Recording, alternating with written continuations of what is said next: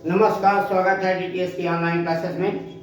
जो हमारा हिंदी का प्रसंग चल रहा है संधि का, इससे पहले की क्लास में हमने जो संधियां पढ़ाई थी वो स्वर संधि प्रारंभ किया गया था, दीर्घ स्वर संधि। फिर से ध्यान रखिएगा, इससे पहले की कक्षा में दीर्घ स्वर संधि आपको पढ़ाई गई। दीर्घ के बाद जो संधि आती है वो गुण संधि है।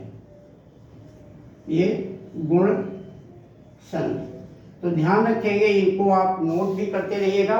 यूपी पुलिस, लेखपाल, यूपीएसआई या वे समस्त परीक्षाएं जहां पर हिंदी पूछी जानी है उन सब में इनकी आवश्यकता पड़ेगी और इनके अध्ययन से, इनके मनन से आपको परीक्षा में बहुत सी सुविधाएं प्राप्त होगी, ताकि जो भी प्रश्न आए वो आसानी से आप कर सको। गुण संधि की परिभाषा होती है ह्रस्व या दीर्घ, ह्रस्व या दीर्घ आ के आगे, यानी ह्रस्व या दीर्घ आ के आगे। फिर से हो जाएगा ह्रस्व या दीर्घ ई उ री आने पर क्रमशः ए ओ अर हो जाता है।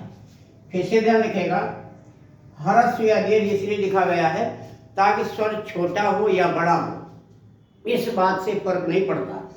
फर्क ये पड़ता है कौन से स्वर के आगे कौन सा स्वर आया। अब तो परीक्षा में ये भी पूछ लेते हैं कि आ प्लस ई बराबर ए किस संधि का उदाहरण है। यानी शब्द ही नहीं पूछेंगे, क्या पूछेंगे, छोटा छोटी बराबर ए बना लिया, किस संधि का उदाहरण है, तो आप कहेंगे गुण संधि का उदाहरण है। तो आपको इसके सूत्र भी याद रखने हैं, कौन सा अक्षर कहाँ आ रहा है ये भी ध्यान रखना है, और इससे बने हुए आपको शब्द भी याद रखने हैं। तो बताते हैं इसके कुछ उदाहरण। ध्यान रखिएगा, चाहे छोटा हो या बड़ा आ हो, के आगे छोटी ई आए या बड़ी ई आए, ए बनता है। आपको क्या ध्यान रखना है, नियमित कक्षाएं करते रहने हैं, अध्ययन करना है, मेहनत करना है, क्योंकि बार बार अभ्यास करने से ही चीज़ें याद होती हैं।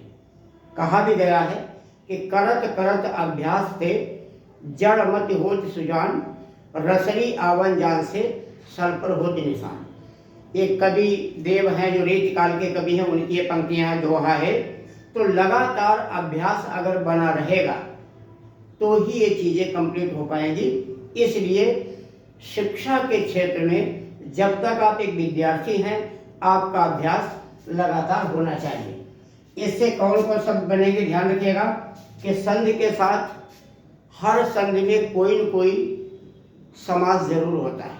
संधि से हमें पर्यायवाची शब्दों की जानकारी होती है, संधि से यौगिक और यौगुण शब्द पता चलते हैं। तो अगर इसमें आ जाता है गण प्लस ईश, शब्द क्या बन जाएगा, गणेश। अब दो शब्दों के योग से बना है, गणेश भगवान जी का पर्यायवाची है, इसलिए यह एक योग रूढ़ शब्द है और सभी योग रूढ़ शब्द बहुब्रीहि समास होते हैं।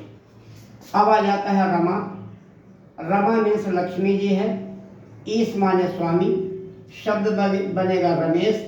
इस प्रकार रमेश विष्णु भगवान का पर्यायवाची है। फिर आएगा उमा, उमा प्लस ईश, शब्द हो जाएगा उमेश। उमा माता लक्ष्मी, उनको पार्वती जी को कहते हैं, ईश माने स्वामी, और उमेश शंकर जी का पर्यायवाची हो जाएगा। तो रमेश, उमेश ये शब्द कैसे हैं, ये सभी ये तीनों ही शब्द योग रूढ़ हैं और इन सभी में बहुब्रीहि समास है। अब आता है राका। राका रात का पर्यायवाची है और ईश माने राजा या स्वामी, शब्द बनेगा राकेश। राकेश चंद्रमा का पर्यायवाची है। पर्यायवाची पे विशेष ध्यान रखिएगा, सैकड़ों की संख्या में पर्यायवाची हैं। राका रात का पर्यायवाची है, ईश माने स्वामी, और राकेश चंद्रमा का पर्यायवाची है। अब आता है महा प्लस ईश, महेश शब्द बनेगा और महेश में बहुब्रीहि समास है, कर्णधारय भी है और महेश शंकर जी का पर्यायवाची है। राम प्लस ईश्वर, राम जी के ईश्वर, रामेश्वर। रामेश्वर शंकर जी को कहते हैं और राम जी के ईश्वर शंकर जी हैं, इसलिए रामेश्वर शंकर जी का पर्यायवाची है। सेतुबंध रामेश्वर में भी शंकर जी का मंदिर है।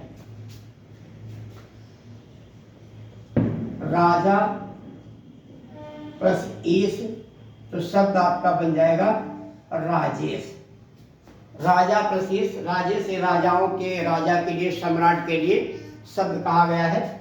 अगला आता है नग प्लस ईश, शब्द हो जाएगा नगेश। तो नग माने होता है पहाड़ और ईश माने होता राजा, पर्वतों का राजा। नग माने पर्वत, जो अंगूठी में पहनते हो नग होता है, पत्थर या पहाड़। तो नगेश किसे कहते हैं? हिमालय को। नगेश किसका पर्यायवाची? हिमालय का पर्यायवाची है।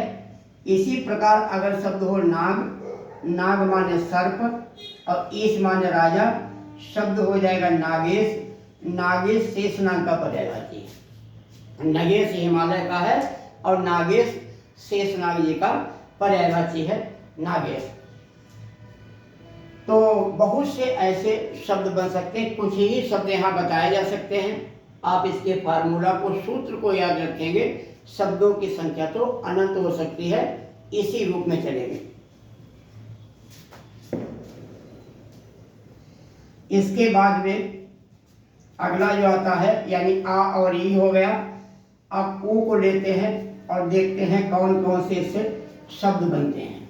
महत्वपूर्ण चीज़ों को आप नोट भी कर सकते हैं, जैसे अगर छोटा या बड़ा, यानी ह्रस्व या दीर्घ के आगे छोटा ऊ या बड़ा ऊ आए तो आपको बनाना होगा, इससे हो जाता है ओ। अब कौन कौन शब्द बनेंगे? जैसे बनेगा महा, महा माने बड़ा या विशाल, और उदध माने होता है समुद्र। उदध समुद्र का पर्यायवाची। अब यहाँ बड़ा है, यहाँ छोटा हुआ है, दोनों बन जाएंगे उ, शब्द हो जाएगा महोदध। महोदध में कर्मधारय समास है। महासागर, महासागर में भी कर्मधारय समास है। फिर आ जाएगा गंगा प्लस उदक। उदक माने जल, उदक पानी का, जल का पर्यायवाची है, शब्द हो जाएगा गंगोदक।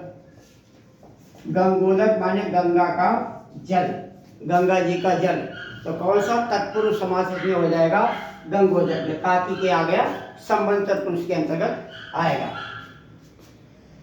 महा प्लस उत्सव, शब्द हो जाएगा महोत्सव। महोत्सव में भी कर्मधारय समास है, विशाल एक उत्सव होता है। अगर ये शब्द आ जाएगा गणेश प्लस उत्सव, शब्द क्या बनेगा? गणेशोत्सव। गणेश प्लस उत्सव शब्द हो जाएगा गणेशोत्सव। ऐसे हो जाएगा वार्षिक प्लस उत्सव, वार्षिकोत्सव। फिर आता है सूर्य प्लस उदय, शब्द क्या हो जाएगा? सूर्योदय। अगर इसी को हम कह रहे भाग्य प्लस उदय, शब्द हो जाएगा भाग्योदय। अगर ये शब्द महा प्लस उदय तो महोदय हो जाएगा। चंद्र प्लस उदय तो चंद्रोदय हो जाएगा। सर्व प्लस उदय तो सर्वोदय हो जाएगा। अब अगर आ जाता है यहाँ पे, चाहे छोटा आ हो या बड़ा आ हो, के आगे अगर री है, री छोटी बड़ी होती नहीं है तो बनेगा आ। ध्यान रखिएगा, आ और रा है इसमें आधा, क्योंकि रा में हलंत लगा है, इसलिए स्वर रहित रा का प्रयोग है यहाँ। अब आता है देव